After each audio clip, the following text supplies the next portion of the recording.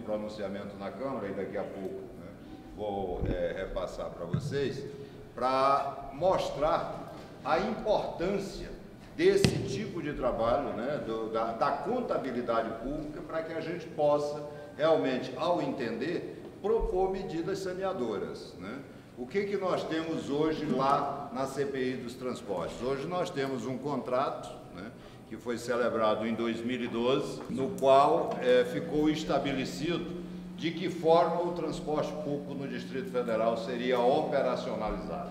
Antes nós tínhamos uma realidade, nós tínhamos um serviço de transporte muito ruim, né, que não atendia a população, né, e a um custo X. A partir da assinatura daquele contrato, nós inauguramos uma nova fase. Primeiro, se aumentou 4 vezes o valor que era pago ao transporte público, né? Segundo, se fez a substituição, né, dos veículos, né, dos ônibus, sendo que nessa substituição retiraram 1.000, tá certo? E terceiro, esses que foram colocados encolheram, por incrível que pareça. Fica difícil a gente entender como é que um veículo encolhe, mas encolhe quando você usa os assentos para outro tipo de coisa. Então todos encolheram em média 9 lugares, né? Evidentemente que vocês, melhor do que ninguém, e aqui tem muitos usuários do transporte público, né, sabem que o serviço continuou tão imprestável quanto antes. Ou seja, o serviço é muito ruim mesmo, né? Só que com uma diferença, é que o custo hoje é 5 vezes mais. Ou seja, hoje nós pagamos pelo transporte público do Distrito Federal o equivalente a 60 milhões mês. E aí você diz, mas como é que nós pagamos se na catraca a gente só paga um determinado valor? É muito simples, porque existem dois tipos de cobrança que somados fazem a passagem cheia. Uma coisa é o que vocês pagam na catraca e outra coisa é a informação que o governo recebe dos donos de empresa, dizendo que vocês passaram lá na catraca, e aí o governo vai e acrescenta um determinado valor. O valor que era pago em 2010 correspondia a 10 milhões de reais. O valor que é pago hoje é 50 e poucos milhões de reais. O que nós chamamos, o que o governo paga e que a gente conhece vulgarmente como subsídio, na verdade o governo apelida de tarifa técnica. Essa tarifa técnica é que quem paga é normalmente quem não usa o transporte público. Dentro de um princípio, evidentemente, né?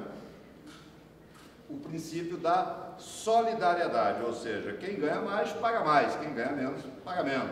Então, a população que usa, normalmente ela tem uma contribuição menor. E aquele que não usa tem uma contribuição maior, né? Hoje, eu estava me referindo ao pronunciamento, eu fiz um pronunciamento mostrando que era possível a gente diminuir a chamada tarifa técnica. Por quê? Graças aos estudos dos auditores. Foram eles que me trouxeram essas informações que eu pude checar e, a partir daí, mostrar para o governo. Ou seja, o que nós temos hoje no transporte público do Distrito Federal? Nós temos um instituto chamado gratuidade, ou seja, as pessoas portadoras de deficiência, estudantes, essa coisa toda, eles têm a gratuidade. Essa gratuidade, na verdade, ele paga na catraca, aliás, ele paga não, ele passa na catraca uma vez, e aí o governo vai lá e paga. Ele não paga, quem paga é o governo. O governo somos nós, né? Todo mundo sabe que o governo somos nós, todos nós, né? A gente rabeia e paga. E aí, o que estava acontecendo? Está acontecendo até hoje. As empresas, de uma forma, eu diria até dolosa, né? Elas, além daquele valor da passagem inicial, elas cobram também a tarifa técnica. Então o governo termina pagando 2, 3 vezes para alguém que tem a chamada gratuidade. Isso vem acontecendo desde 2013. O estudo que nós mostramos, o Kleber está aí? Dr. Kleber Monteiro, deixa eu até apresentar você. Dr. Kleber Monteiro é advogado, foi diretor da Polícia Civil, delegado aposentado, e agora está nos ajudando, e nos ajuda muito lá na CPI dos transportes. Inclusive ele e a Carla, que se não me engano é auditora, né? A Carla foi que conseguiram compulsar esses dados e nos trazer para que a gente pudesse mostrar isso para o governo. Então, o que acontece? Desde 2013, as empresas de transporte vêm cobrando este valor indevidamente e o governo vem pagando, né? Se eu não me engano, Kleber até me corrija, me parece que de 2013 nós não conseguimos ainda levantar todos os dados, mas de 2014 nós já sabemos que receberam a mais 32 milhões. Em 2015, receberam só no primeiro semestre a mais 30 milhões.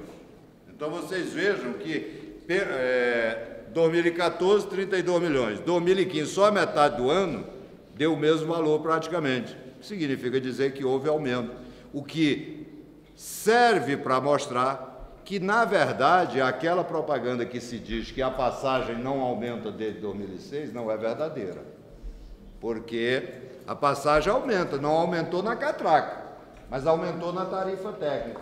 Na catraca você paga individualmente, na tarifa técnica todos nós pagamos, porque se é o governo que paga, o governo não tem dinheiro. Quem tem dinheiro, aliás, o governo só faz a gestão do dinheiro. Mas, na verdade, como é que o governo arrecada dinheiro? Através dos tributos que nós pagamos, não é isso? Então, na verdade, é a sociedade que paga, né, essa chamada tarifa técnica. E aí nós tivemos a oportunidade de apresentar isso hoje, um discurso, né, lá no plenário, para que o governo possa, se desejar, corrigir. E o governo tem instrumentos legais que lhe permitem fazer com que isso seja reparado imediatamente, inclusive esse erro. Como é que ele pode fazer? Primeiro, ele para de pagar, ou seja, já vai diminuir em 5 milhões essa despesa que ele tem de 50 e poucos milhões. Segundo, ele tem o poder de fazer a compensação imediata. Ou seja, no momento em que ele for pagar o desse mês, ele já abate os 32 milhões de 2014. Se assim desejar, e se assim for oportuno, né? Porque também a gente não pode, a gente tem que ser cuidadoso no sentido de não quebrar as empresas, porque se você quebrar, você quebra o sistema. E quebrar o sistema pode até eu não gostar do dono da empresa, mas eu vou causar problema para quem? Não é para mim, não é para você, entendeu? Estamos indo de carro, né? Mas é para quem usa o transporte público. Então, basicamente, com a CPI dos transportes, nós tivemos a oportunidade de ver o quanto é importante o trabalho que um auditor faz. A contabilidade pública, e vocês certamente já devem ter estudado, eu não sei bem qual é o semestre que eles estão aqui. Todos os semestres. Todos os semestres, né? Então, alguns aqui já estudaram contabilidade pública, né? E sabem o quanto se distingue da contabilidade privada, né? Quer dizer, no privado você pode fazer tudo que a lei não lhe veda, né? E no público, você só pode fazer o que a lei lhe permite. E há uma diferença enorme aí, né? E, infelizmente, nós temos hoje um emaranhado de leis que terminam burocratizando mais ainda, né, o sistema de contabilidade pública. Né? Você vê, na própria legislação tributária, quando se fala, né, na instituição de tributos, você tem tantas leis que permitem evasão, que permitem isso, permitem aquilo, que você termina, entendeu? Mesmo que não queira, sendo sonegador sem saber, em algumas circunstâncias, né? Dentro da contabilidade, a contabilidade poderia nos ajudar muito se o governo fosse um pouco mais eficiente no seu trabalho fiscalizador. Por exemplo, me parece que 40% a 50% da nossa economia está na chamada economia informal, que significa dizer que não passa pelos livros dos caixas, não passa pelos livros de contabilidade. O que significa que, quando não passa, você sonega o imposto. Por exemplo, todo mundo aqui conhece camelô, não conhece? São poucos camelôs que pagam o imposto. Mas por quê? Aí a questão não é a gente analisar o camelô ou vê-lo como uma pessoa que queira desrespeitar a legislação. É porque não há uma eficiência do Estado. Hoje mesmo eu estive com o secretário de... Como é o nome daquela secretaria que eu tive hoje? SEGET, porque todo dia muda os apelidos, né? Muda a sigla e tudo, e aí a gente fica doidinho. Mas o nome é Tiago, né? Do caboclo lá, né? E lá nós fomos levar o quê? Nós fomos mostrar para ele que os camelôs até querem pagar o imposto. Por quê? Porque em troca eles vão ter sossego. Hoje, eles estão no meio da rua, sujeitos, por exemplo, a uma fiscalização da AGFIS que não é sistêmica, né? Quer dizer, um dia o fiscal acorda chateado e vai lá para o meio da rua reprimir todo mundo. Outro dia ele não faz. E aí você gera uma injustiça social, porque ou você combate de modo sistêmico ou você não combate, né? E, infelizmente, o órgão de controle nosso, no caso é a AGFIS, não tem um plano nesse sentido, não tem um projeto que possa ser executado nesse sentido. E aí a gente termina tendo problema. Mas o resultado final é que hoje o Estado, se exercesse plenamente o seu poder fiscalizador, que é decorrente, inclusive, do trabalho de vocês, contadores, nós estaríamos hoje numa posição, não digo de riqueza, mas pelo menos não estaríamos nesse estado de pobreza que nós vivemos no país, né? E um outro tema que chama muita atenção, principalmente para vocês, todo mundo aqui ouviu falar nas pedaladas fiscais, né?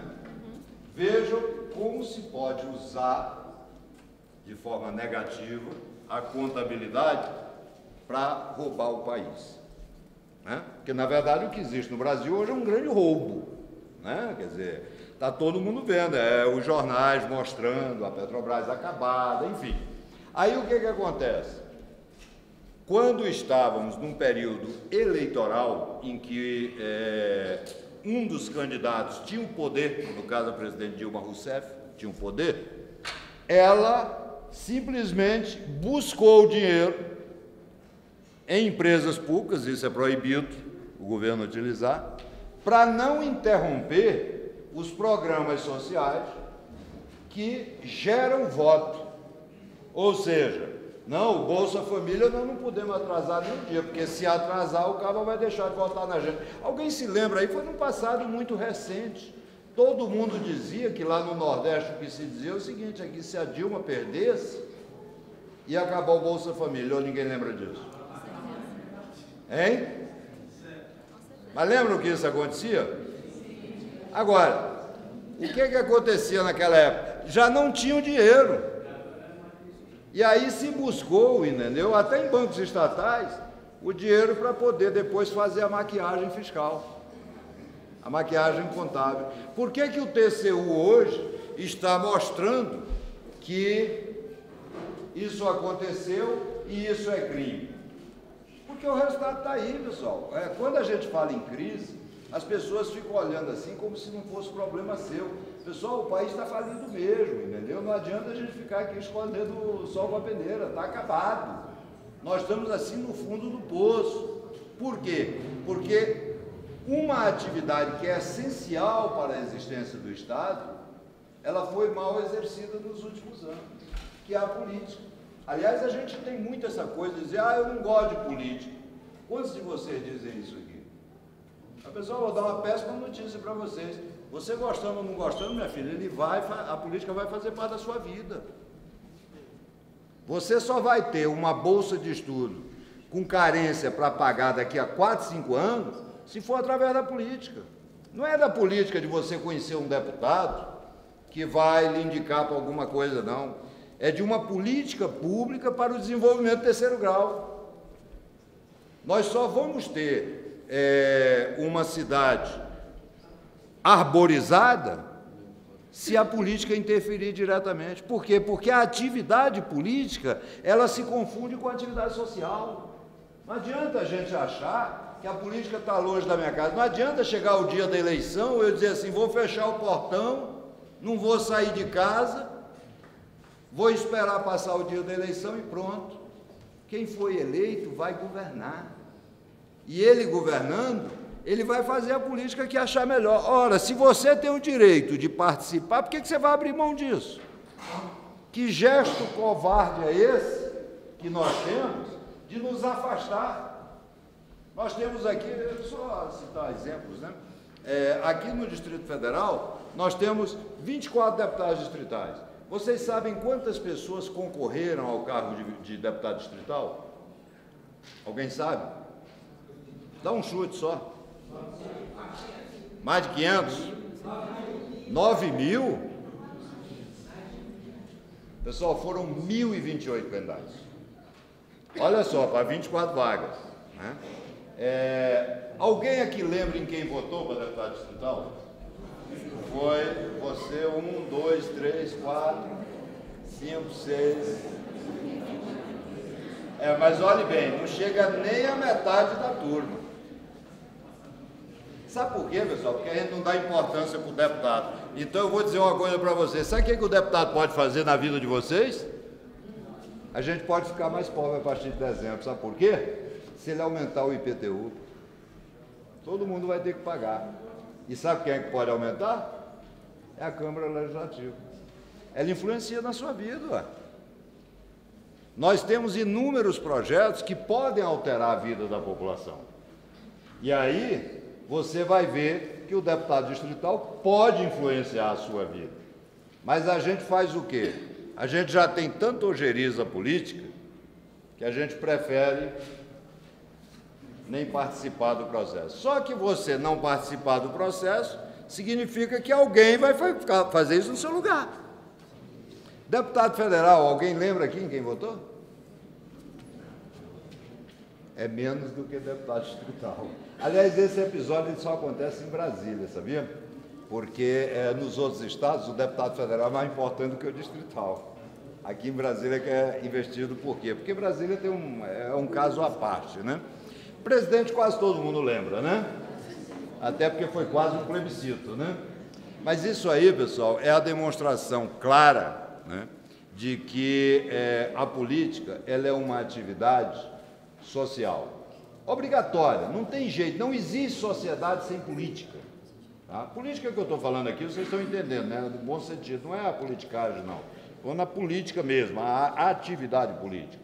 A atividade política, ela, para a sociedade, ela é vital. E nós temos no Brasil um regime que permite a nossa participação.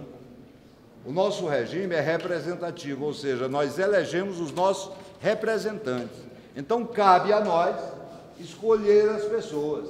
Aí eu vou lhe dizer, se você chega aqui e diz assim, qual é o melhor candidato que tem? Você pode ter sua opinião, mas o melhor candidato para você, sabe qual é? É você. Sabe por quê? Porque você que é capaz de botar em prática tudo aquilo que você acredita. Mas, às vezes, por falta de tempo, você não vai ser candidato. Então, você tem que escolher entre as opções que são oferecidas pelos partidos. Quais são as opções? Você tem vários candidatos. Você vai poder escolher. Você não vai escolher o melhor, porque o melhor é você. Mas você vai escolher o menos pior. E aí, quando você tem essa chance e abre mão, o que vai acontecer?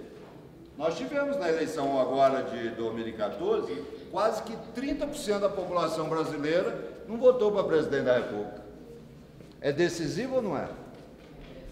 Olhe bem, foi 30% numa eleição que o candidato derrotado teve 52 milhões e o candidato vencedor teve 54. No universo, 200 milhões. Então você veja que esses 30 milhões decidiram algo para o país. E decidiram da pior forma possível. Qual foi? Não ligaram, viajar, foram cuidar da vida, esquecendo que quem vai cuidar da vida dele durante 4 anos é aquele que ele deixou de escolher, deixou de participar. Então, a atividade política ela é fundamental para a gente. E voltando à contabilidade, a atividade contábil ela é fundamental para o direito público, principalmente para o setor público. Por quê? Porque eu, até rapidamente aqui, relembrei uma máxima de que no direito privado você pode fazer tudo o que a lei não proíbe. E no direito público você pode fazer tudo o que a lei lhe permite. Ou seja, cria uma limitação, né? Você está regrado, né? Então, pessoal, a contabilidade pública, ela é fundamental porque ela permite que você faça o controle, realmente, daquilo que o governo pode fazer. No Brasil, nós temos uma lei muito avançada, chamada Lei de Responsabilidade Fiscal. Hoje, aqui no Distrito Federal, nós estamos gastando, só com pessoal, 50,9% do que nós arrecadamos. Sabe o que significa isso? É que para pagar funcionário, nós pagamos 51% do que arrecadamos. Isso aí, tem alguém aqui que é dono de empresa? Por menor que seja? Todos vocês, né? Qual é a empresa que paga a metade do que ganha só para funcionário? Nenhuma, né? Está falida, né? Uma empresa dessa, não é assim? Só que o governo não pode falir. Por quê? Porque você tem que ter investimento, você tem que ter custeio, tem que ter uma série de coisas, não é isso? Agora, pagar 51% para funcionário público, que é aquele funcionário que vai lhe servir, aí realmente você extrapolou. A lei de responsabilidade fiscal permite em torno de 40 e poucos por cento. Mas assim, no limite, no máximo, no piso, tá certo? O ideal é que você até gaste menos. Mas nós temos aqui situações interessantes, né? Nós temos, aqui no Brasil, um dia desse até alguém mandou uma mensagenzinha. Vocês sabem quantos funcionários públicos trabalham na Casa Branca, que é a casa mais importante que tem? 900 e pouco. No Palácio do Planalto são 6.000 e pouco. Então vocês vejam, né, a diferença. Isso aí faz a gente rir até. Mas, pessoal, essas coisas são de extrema gravidade porque nos afetam. Se nós não fiscalizarmos, o que vai acontecer? Aqui, em plena crise, a presidente Dilma mandou comprar um bocado de talher de prata. Uai, se não tem o que comer, para que vai comprar o talher? Entendeu? Então, quer dizer, são coisas absurdas que nós é que temos o dever de fiscalizar. Todos nós. E vocês da contabilidade nos dão os dados. Cabe a nós não sermos tolerantes com a incompetência ou a má-fé. E aí, eu acho que a Micaele está ali, na assessora de imprensa, né? Aquela menina bonitinha, buchuda que está ali, está me dizendo que chegou ao fim. Então, pessoal, eu vou encerrar por aqui, agradecer a paciência de vocês terem nos ouvido. Não sei exatamente qual vai ser a dinâmica, né? Mas se for ainda de perguntar, eu estou à inteira disposição de vocês. Aí eu vou me sentar agora.